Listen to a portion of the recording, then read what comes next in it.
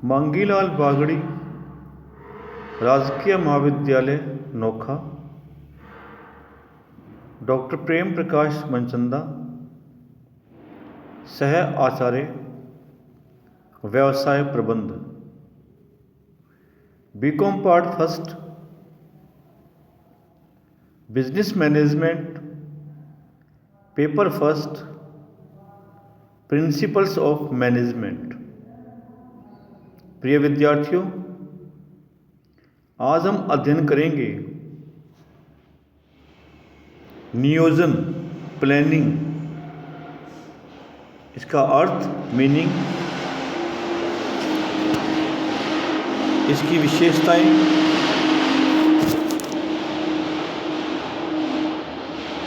और नियोजन का महत्व, आवश्यकता एवं लाभ। सबसे पहले है नियोजन से क्या आवश्यक है। नियोजन प्रबंध का प्रथम कार्य है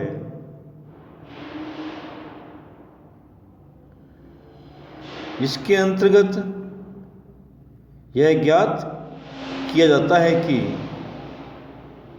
भविष्य में क्या करना है, कैसे करना है, कब करना है, क्यों करना है और किसके लिए करना है। इन समस्त बातों का पहले से ही निर्धारण कर लिया जाता है। प्रत्येक व्यक्ति योजना बनाता है। एक विक्रयकर्ता भविष्य में माल के विक्रय की योजना बनाता है। एक गृहिणी भी अपने घर के संबंध में, बजट के संबंध में योजना का निर्माण करती है। एक विद्यार्थी भी, आप भी भविष्य में पढ़ाई की योजना बनाता है, जैसे कितने परसेंट मार्क्स प्राप्त करने हैं, कैसे प्राप्त करने हैं, क्यों करने हैं। ये बातें क्या है, पहले से ही निर्धारण कर लेता है। तो नियोजन एक प्रक्रिया है जिसके द्वारा भावी उद्देश्यों तथा उन उद्देश्यों की प्राप्ति के लिए किए जाने वाले कार्यों को निर्धारित किया जाता है। इसके अतिरिक्त इस प्रक्रिया में किए जाने वाले कार्यों के संबंध में महत्वपूर्ण प्रश्नों के उत्तर भी निर्धारित किए जाते हैं। जैसे ये कार्य कब, कहाँ, किस प्रकार, किसके द्वारा, किन किन संसाधनों से, किस नियम एवं प्रक्रिया के अनुसार पूरे किए जाएंगे।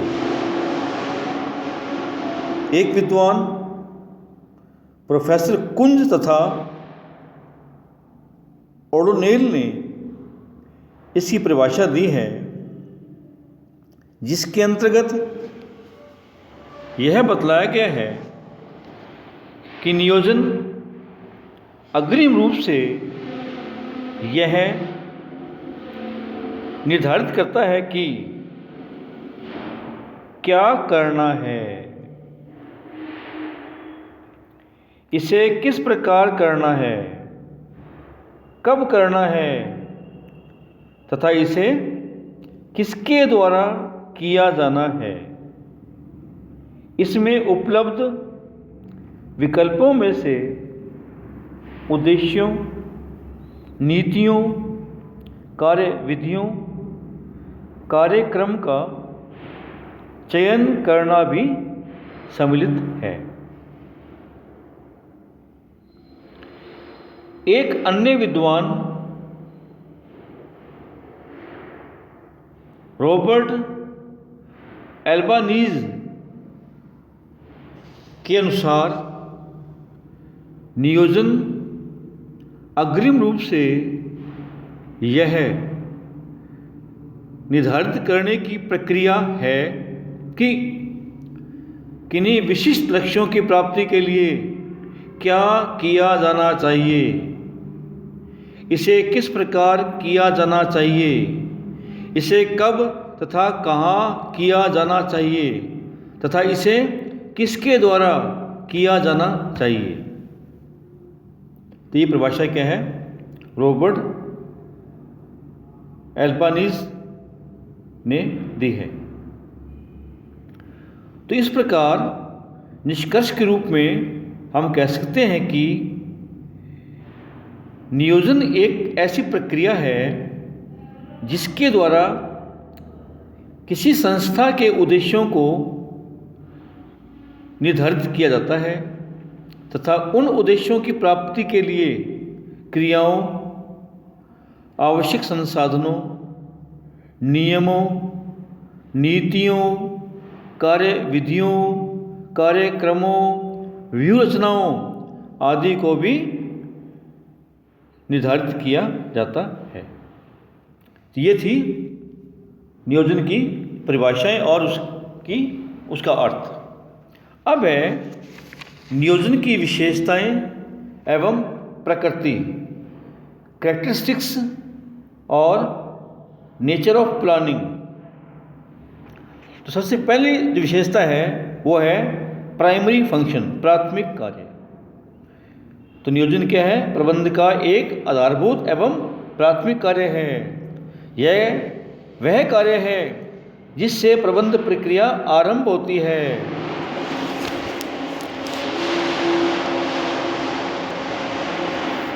दूसरी विशेषता है सर्वव्यापी कार्य, परवेसिव फंक्शन।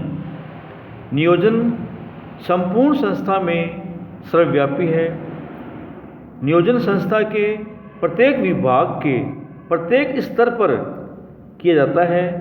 केवल संस्था के उच्च स्तरों पर ही नियोजन नहीं किया जाता, बल्कि नियोजन वहाँ भी किया जाता है जहाँ कार्यों का निष्पादन किया जाता है। इसके अलावा नियोजन प्रत्येक जगह आवश्यक है, चाहे व्यवसाय हो, उद्योग हो, स्कूल हो, मंदिर हो, मस्जिद हो, कोई संगठन हो, वहाँ क्या है? यह एक सर्वव्यापी कार्य है। तीसरी विशेषता है उद्देश्यपूर्ण, पर्पजफुल। नियोजन का अपने आप में कोई उद्देश्य नहीं होता है, बल्कि यह किन्हीं उद्देश्यों की प्राप्ति के लिए किया जाता है। चौथी विशेषता है परस्पर आश्रित कार्य। नियोजन प्रबंध प्रक्रिया की प्रथम क्रिया होने के उपरांत भी यह परस्पर आश्रित क्रिया है। प्रबंध के अन्य कार्यों को ध्यान में रखकर ही भावी कार्यों का नियोजन किया जाता है। पांचवी विशेषता है यह एक प्रक्रिया है, इट इज ए प्रोसेस। नियोजन एक प्रक्रिया है। इस प्रक्रिया में प्रबंधक वातावरण का विश्लेषण करके भविष्य का पूर्वानुमान लगाकर संस्था के उद्देश्यों को निर्धारित करते हैं। तत्पश्चात इन उद्देश्यों की प्राप्ति हेतु योजनाओं, नीतियों, कार्यविधियों, नियमों, कार्यक्रमों आदि का निर्माण करते हैं। छठी विशेषता है सतत प्रक्रिया, it is a continuous process. नियोजन का एक प्रमुख लक्षण यह भी है कि यह एक निरंतर प्रक्रिया है। यह प्रक्रिया चलती रहती है जब तक कि उद्देश्यों की प्राप्ति ना हो जाए। सातवीं विशेषता है बौद्धिक प्रक्रिया, it is an intellectual process. नियोजन का निर्माण करने में क्या होता है? बौद्धिक प्रक्रिया, बुद्ध, दिमाग की आवश्यकता होती है, विवेकपूर्ण निर्णय की आवश्यकता होती है, इसलिए यह एक बौद्धिक प्रक्रिया है। 8वां पॉइंट है भविष्योन्मुख। यह एक भविष्योन्मुख प्रक्रिया है, फ्यूचरिस्टिक प्रक्रिया, प्रोसेस। नियोजन करते समय भावी अवसरों एवं चुनौतियों दोनों को ध्यान में रखा जाता है। नियोजन अवसरों के अनुरूप किया जाता है तथा इसे चुनौतियों का सामना करने योग्य बनाया जाता है। 9वां पॉइंट है समयबद्ध, टाइम बाउंड। नियोजन समयबद्ध होता है। यह भविष्य की निश्चित समय अवधि के लिए होता है। यह अल्पकालीन, दीर्घकालीन या मध्यमकालीन हो सकता है।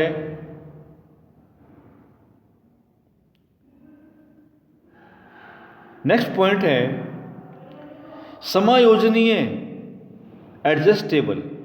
नियोजन भावी परिस्थितियों के अनुसार समायोजनीय योग्य होता है।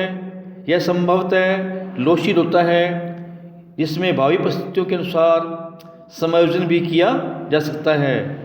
किंतु इसका तात्पर्य यह नहीं है कि नियोजन में जब चाहें, जैसे चाहें परिवर्तन किया जा सकता है।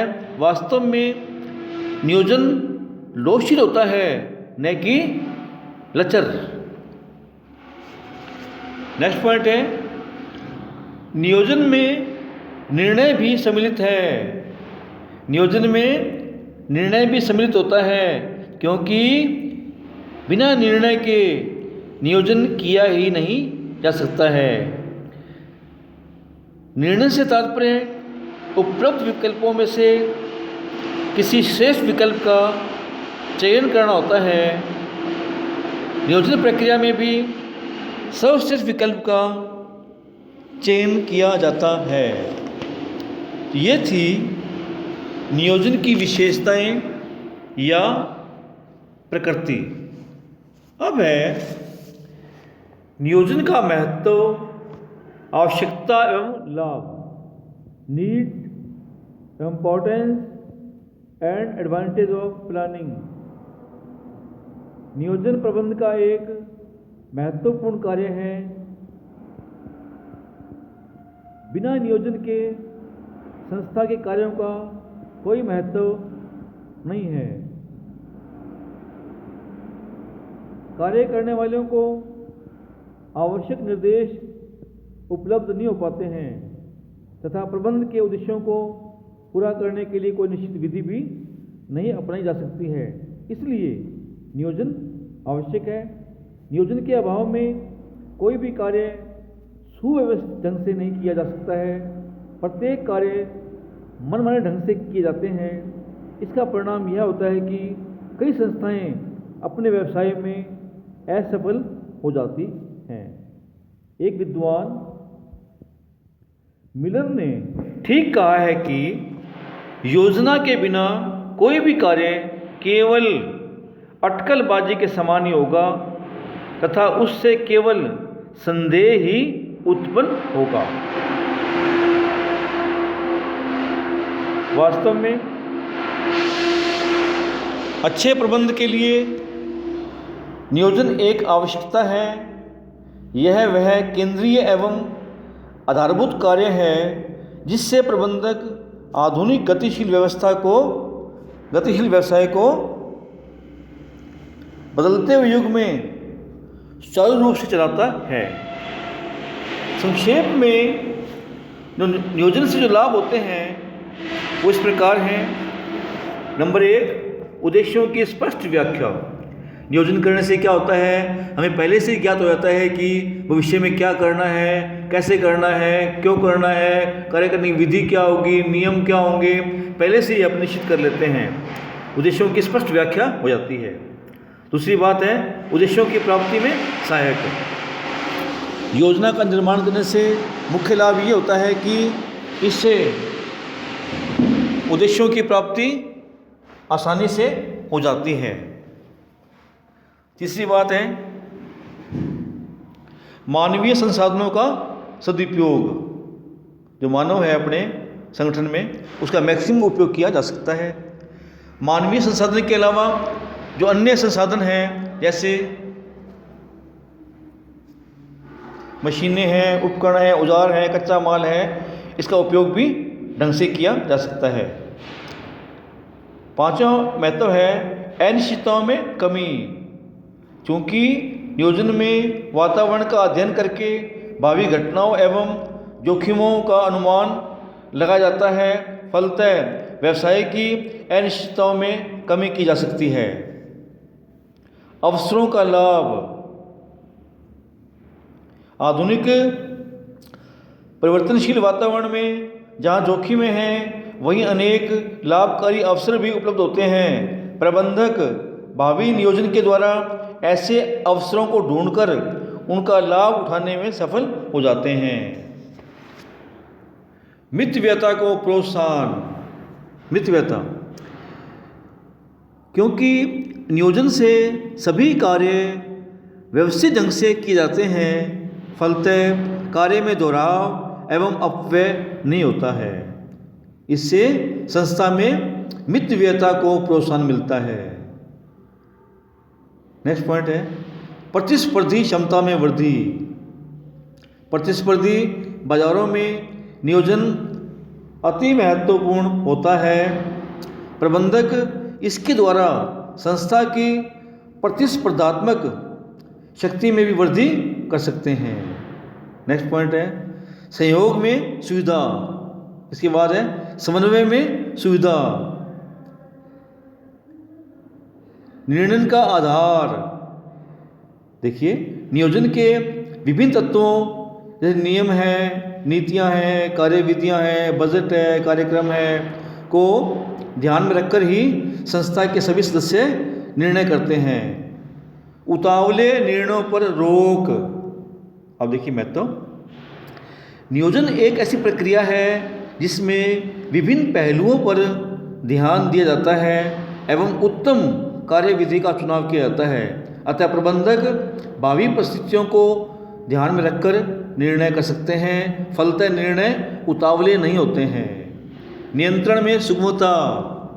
नियंत्रण भी क्या होता है, यदि योजना बनाई गई है तो अपने संगठन जो है जहाँ कार्य हो रहा है उस पर आसानी से उन पर कर्मचारियों पर उनकी क्रियाओं पर नियंत्रण किया जा सकता है। इसके बाद है कर्मचारियों को अभिप्रेरणा।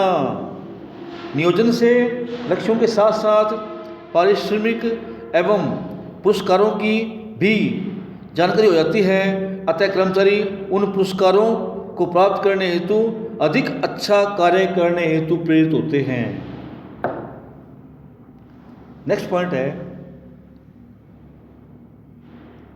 नए एवं सृजनशील विचारों को प्रोत्साहन। एक अच्छा नियोजन नए एवं सृजनशील क्रिएटिव विचारों को प्रोत्साहित करता है या नवीन प्रवृत्तियों का विकास करता है, जिससे संस्था के उद्देश्यों की प्राप्ति में भारी सफलता मिलती है।